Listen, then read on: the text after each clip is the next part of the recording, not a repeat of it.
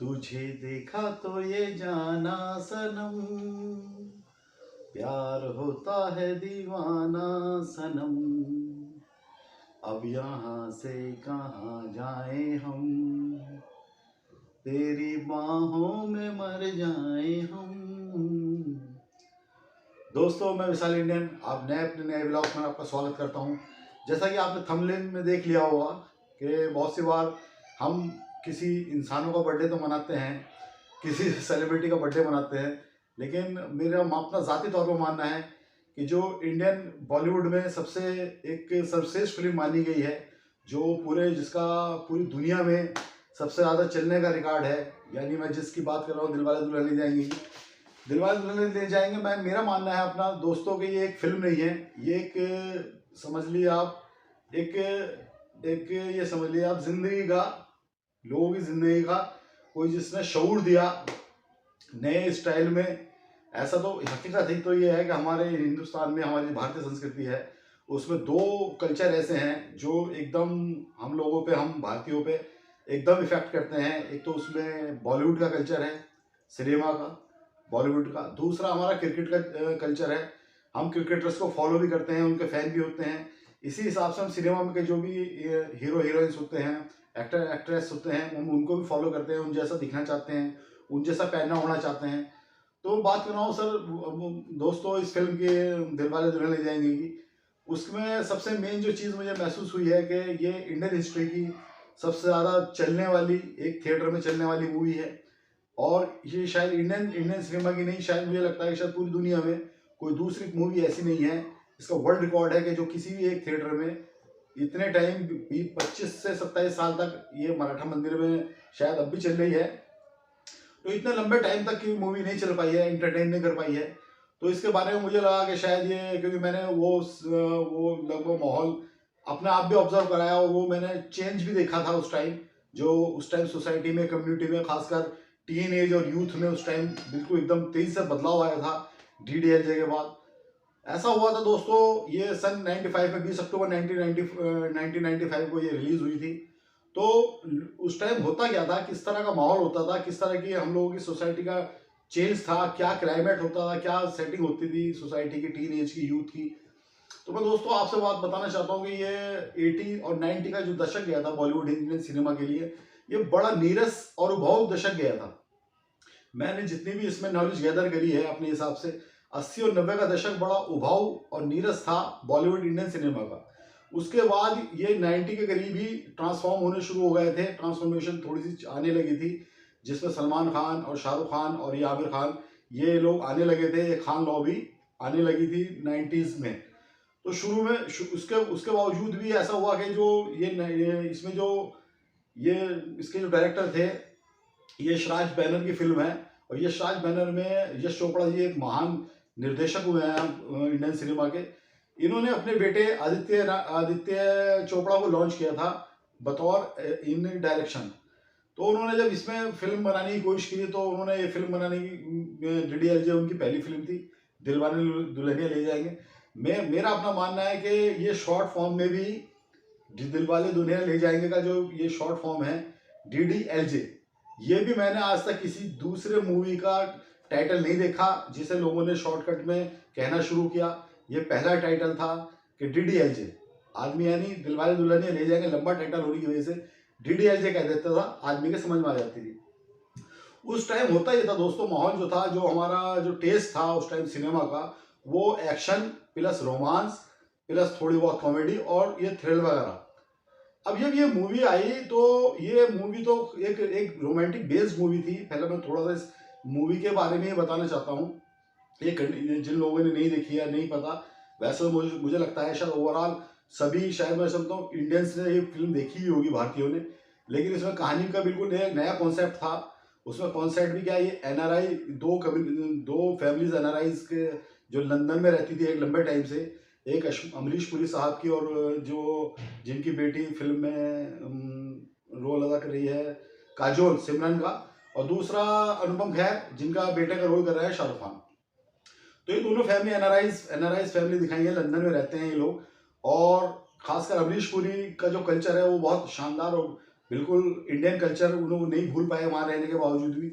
वो लंबे वक्त से वहाँ रहते हुए दिखाए हैं, लेकिन उसके बावजूद में इंडियन कल्चर, अपनी मातृभूमि को नहीं भूल पाए और हमेशा रोज उसे कहीं ना कहीं मिस करते हैं वो। और वही संस्कार वो अपने बच्चों में देना चाहते हैं कि हम यहाँ आए हैं, पैसा ऐसा कमाने आए हैं, बिजनेस के अपने हमें जिंदगी हमारी खींच के लेकर आ गई, लेकिन हमारा जो कल्चर है वो इंडियन है। अब होता है इनका वहाँ मामला, दोनों का, राज और सिमरन जो उनके कैरेक्टर हैं, इनके प्यार मोहब्बत की कहानी बनती है। और ये फिर जब ये अमरीश पुरी साहब को पता चलता है तो वो इंडिया आ जाते हैं और उसकी शादी की वहाँ करना चाहते हैं, वो उसके साथ परमीत सेठी के साथ जो उसमें कैरेक्टर है।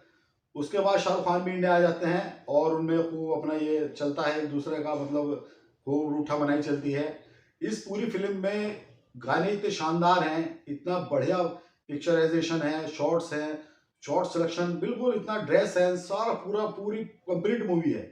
लेकिन लास्ट में इसमें होता यह है कि इसमें पूरी फिल्म में कोई एक्शन नहीं था, लेकिन लास्ट में आदित्य चोपड़ा ने उसे सिचुएशन क्रिएट करता है और एक्शन भी इतना शानदार, लास्ट में बिल्कुल एक्शन आता है और लास्ट में वो थ्रिल होता है जिसमें वो गाड़ी में सिमरन का हाथ पकड़ के शाहरुख खान खींचता है, राज खींचता है।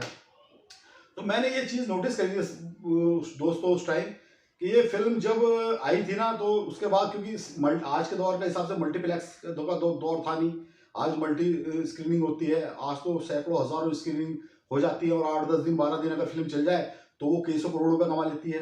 पहले सिंगल स्क्रीन सिनेमा हॉल का दौर होता था, उसमें ही फिल्म लगा करती थी, महीनों महीने चला करती थी, अगर कामयाब हो जाती थी तो महीनों महीनों उससे दर्शक मिल जाया करते थे, फिर फ्लॉप हो जाया करती तो वो हफ्ते 10 दिन में उतर जाया करती थी, फ्लॉप हो जाया करती थी।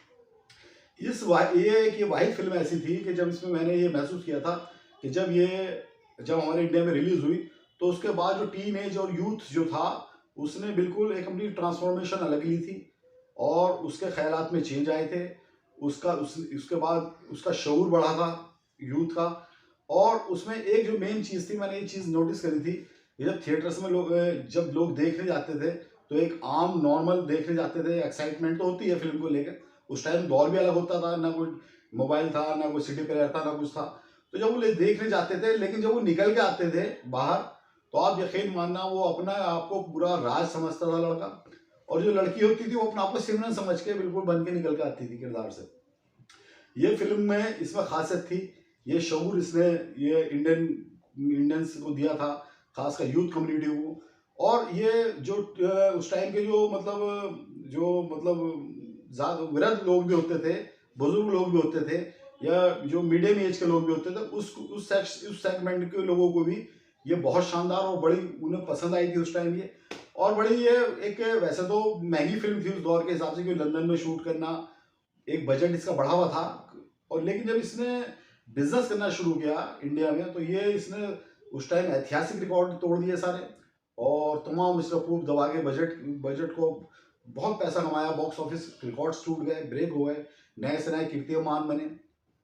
तो दोस्तों उस टाइम का ये दौर की मैंने आपसे कहानी शेयर करनी चाहिए, क्योंकि मुझे महसूस ये हुआ कि आप हम लोग इंसानों का बर्थडे मनाते हैं, हम किसी और चीज़ का बर्थडे मना लेते हैं मोस्टली। अब एक मूवी का बर्थडे है, मैंने यार बिल्कुल, लेकिन मैंने हकीकत ये है कि आप यकीन मानना, ये जो जिन लोगों ने दौर जिया है, या उसे खासकर 90s में जो टीन एज में या मतलब या ग्रोथ में हो रहे थे या यंग एज में थे, उनके लिए ये फिल्म मेरा अपना अपना ज़ाती तजुर्बा है, अपने ऊपर बीती हुई बता रहा हूँ। ये किसी चमत्कार या एक करिज्मेटिक वाइब्रेशंस क्रिएट करती थी ये उस टाइम। और ये फिल्म जब उसके बाद मैंने इतना चेंज देखा था लोगों में, लड़कों में, नई उम्र में, कि पूरा ड्रेस सेंस उनका चेंज हो चुका था, उनका स्टाइल बिल्कुल चेंज हो चुके थे। राज सिमरन का एक पूरा सिनारियो चेंज होता था, पूरा सिनारियो बन चुका था। लोग एक दूसरे को में खासकर वही छवि अपनी दिखाना चाहते थे, खासकर टीन एज नई उम्र का। तो मैंने ये चीज़ महसूस करी इसमें, खाली इस मूवी में मैंने ये देखा कि अगर मैं इंडियन सिनेमा को इसको अगर देखूं तो ये 95 की मूवी है, इससे पहले भी इंडियन सिनेमा में फिल्म बनती रही, इसके बाद भी फिल्म बनती रही, लेकिन डी अजय एक बिल्कुल अपवाद है, एक बिल्कुल एक अलग मूवी है। उसकी वजह मेन यही है कि जिसकी वजह से ये इतने टाइम 25 साल 27 साल एक ही मराठा मंदिर बॉम्बे में लगातार जब से लगी है, बस चली, उस थिएटर से कभी उतरी नहीं है। तो ये जो कुछ मैंने महसूस किया उस टाइम 90s में, क्योंकि मेरा एक नेचर है कि मैं ऑब्जर्व करने की चीज़ों को सोचता हूँ, विश्लेषण करता हूँ, और मेरे लिए मेरे ब्लॉग का मेरा मकसद यही है कि मेरे ब्लॉग में आप ये देखेंगे मेरे पास डिफरेंट कैटेगरीज प्रोवाइड कराने की मैं कोशिश करता हूँ, क्योंकि मेरे खुद बस में नहीं है कि मैं किसी एक कंटेंट को लेकर उसे खींचता रहूँ या बढ़ता रहूँ। मेरा मकसद खाली चैनल बनाना या व्यूज़ लेना या सब्सक्राइबर बढ़ाना ही नहीं है। मेरा मकसद आपसे दिल की बात करना होता है, अपना आपको एक्सप्रेस करना होता है, अंडरस्टैंड करना होता है, ये देखना होता है कि क्या जो मैं सोच रहा हूँ क्या उसी तरह का सोच आप लोग सोच रहे हैं, या मैं कुछ अलग तरह का सोच रहा हूँ, आप अलग तरह का सोच रहे हैं। यही एक आदान प्रदान मैं करना चाहता हूँ मोस्टली। इसके अलावा कोई स्पेशल मेरा थॉट नहीं होता है। इस मूवी के बारे में फिर भी मैं आपसे ला रहा हूँ, इसके सारे आइटम जितने भी गाने थे इसके, वो पहले ही इतने पॉपुलर हो चुके थे कि फिर जब ये कि बच्चे बच्चे के ज़बान पे और लड़कियों की ज़बान पे ये गाने बजने लगे थे उस टाइम, और जब ये थिएटर में मूवी आई तो फिर इसका जो कहानी और कॉन्सेप्ट और पूरी जो स्टोरी थी उसमें लोग इतने रम गए कि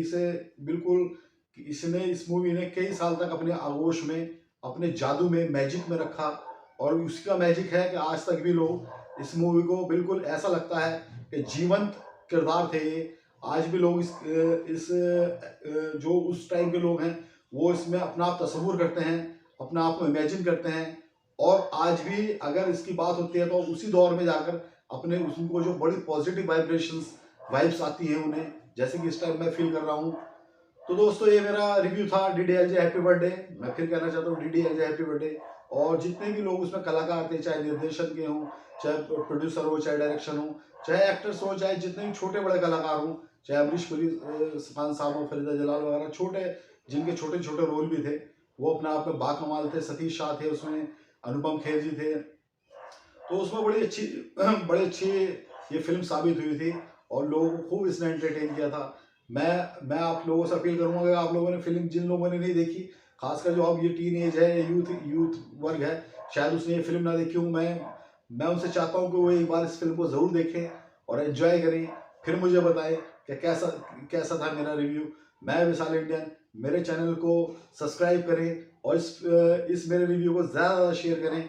थैंक यू दोस्तों। जय हिंद, जय भारत।